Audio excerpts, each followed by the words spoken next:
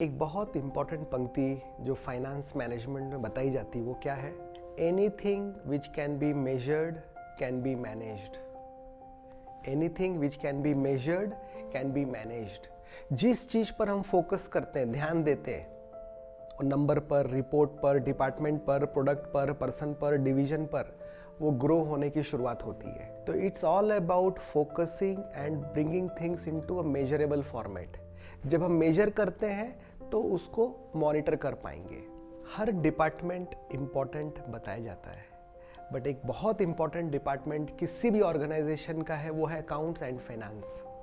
कई बार लोग अकाउंट्स और फाइनेंस को एक समझते हैं, हालांकि रोल एक करते हैं। विद इन अकाउंट फाइनेंस में अकाउंट्स डिपार्टमेंट, जहां उसको रिकॉर्ड कीपिंग कर अकाउंट्स अप टू डेट रखना है, सारे एंट्रीज अप टू डेट रखनी है, बुक कीपिंग रखनी है, उसे कॉम्प्लायंसेस करना है, टैक्स पेमेंट्स करने, रिटर्न्स फाइल करना है, जो बेस है पूरे ऑर्गेनाइजेशन का। The accounts involves these ideas, these works.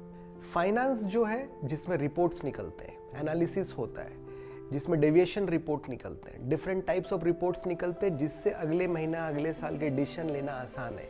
Fund planning होते हैं, क्रिटिकल डिसीजंस लिए जाते हैं। तो अकाउंट और फाइनेंस एक पकड़कर भी उनके दोनों डिवीजन को हमें सेपरेट देखना चाहिए।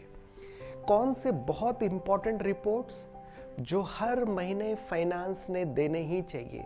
तो सबसे पहला रिपोर्ट है लास्ट मंथ P&L। मेरे हर मंथ का P&L, profit and loss account निकलना इंपॉर्टेंट है। मेरे टिल डेट की बैलेंस शीट निकलना इंपॉर्टेंट है। मेरा ब्रेक इवन पॉइंट को रिव्यू करना इंपॉर्टेंट है। जो इंपॉर्टेंट मेरे डेविएशन रिपोर्ट है, वो हर मंथ मुझे देखना है as a entrepreneur, as a decision maker. मेरे क्लाइंट का P&L, क्लाइंट वाइज P&L मुझे निकालना है, यानी प्रोजेक्ट वाइज प्रॉफिटेबिलिटी मेरी कैसी जा रही है, ये मुझे निकालना है, ताकि मैं कंटिन्यूस देख पाऊँ कि जब मैंने प्रोजेक्ट या क्लाइंट लिया तो क्या प्रॉफिट मैंने एक्सपेक्ट किया था और आज एक्चुअल क्या आ रहा है। तो client wise profitability, then product wise profitability, कि मेरे कौन सा प्रोडक्ट है जो सबसे इंपॉर्टेंट है, जहाँ मुझे ज़्यादा वॉल्यूम प्रॉफिट आ रहा है, तो प्रोडक्ट वाइज प्रॉफिटेबिलिटी आनी चाहिए। तो ये रिपोर्ट्स के साथ फाइनेंस डिपार्टमेंट एनालाइज करता है, अपनी कमेंट ऐड कर प्रमोटर को दिखाता है। As a promoter, as a entrepreneur, as a businessman, मुझे इन रिपोर्ट्स को हर महीना कंटिन्यूस देखने की नीड है, ताकि इनको चीज़ें मेजर किया जा सके, मॉनिटर किया जा सके और डेवलप किया जा सके। तो फाइनेंस डिपार्टमेंट को कुछ रिपोर्ट्स जो निकालने हैं। इसके अलावा मुझे मंथ वाइज डेटर्स एजिंग निकालने की ज़रूरत है, कि मेरे जो भी डेटर्स हैं तो उनका एजिंग निकालना है, कितने 30 डेज के ऊपर हो गए, कितने 60, कितने 90, कितने 180 और कितने 365 डेज के ऊपर गए, ताकि मेरा कलेक्शन उसके हिसाब से उनको फॉलोअप किया जा सके। जो ज़्यादा डिले कर रहे हैं उनको फिर हम समय के साथ रोक सकते हैं। सेम वेंडर्स एजिंग में निकालना, किस वेंडर का पेमेंट मैंने अभी तक नहीं किया, जिसका 30 डेज के ऊपर गया, 60 डेज के ऊपर गया, 180 डेज के ऊपर गया या 365 डेज के ऊपर गया।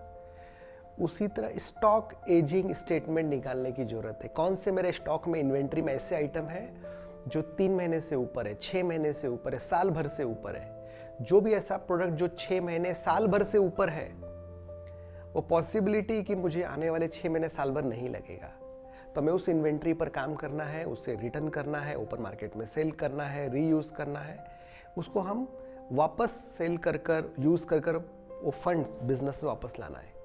तो डेटर्स क्रेडिटर्स एजिंग हमने समझा, स्टॉक एजिंग समझा। यानी पूरा समराइज करे इस पार्ट में, अकाउंट्स डिपार्टमेंट जो 100% कंप्लीट और करेक्ट अकाउंटिंग रखना कोर फोकस है। सारे हाउस कीपिंग रखना, बिल्स इनवॉइसेस रखना कोर काम है। सारे कॉम्प्लायंसेस करना, पेमेंट्स करना, vendor, bankers, rate, interest, taxes का पेमेंट करना।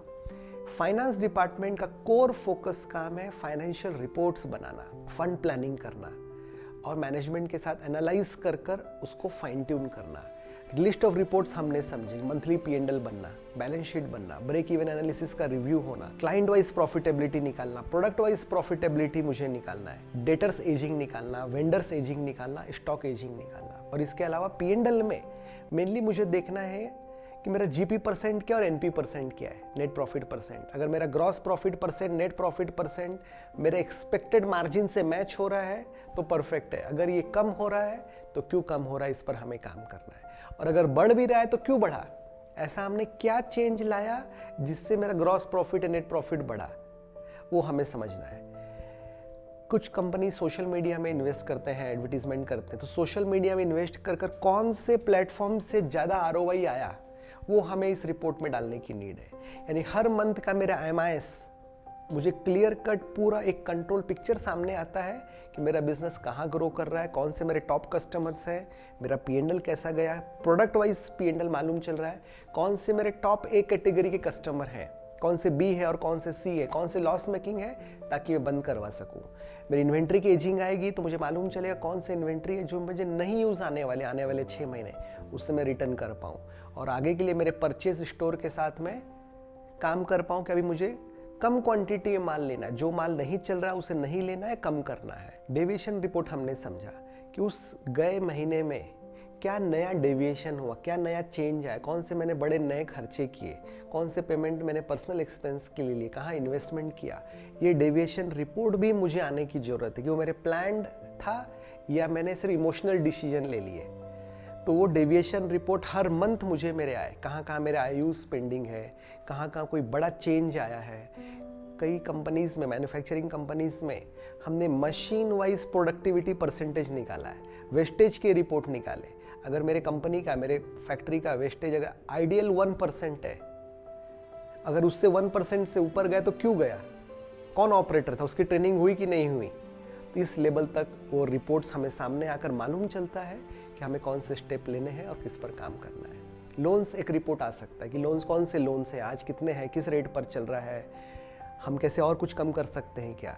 तो all these reports will help us to take our business to the next platform. तो ये सब बातों के साथ हम अकाउंट फाइनेंस के डिपार्टमेंट की बातें हमने समझी, जिसमें closely monitor, monthly monitor, reports review के साथ ये फाइन ट्यून होता जाएगा। That itself will add a good amount of profitability in our business. Thank you.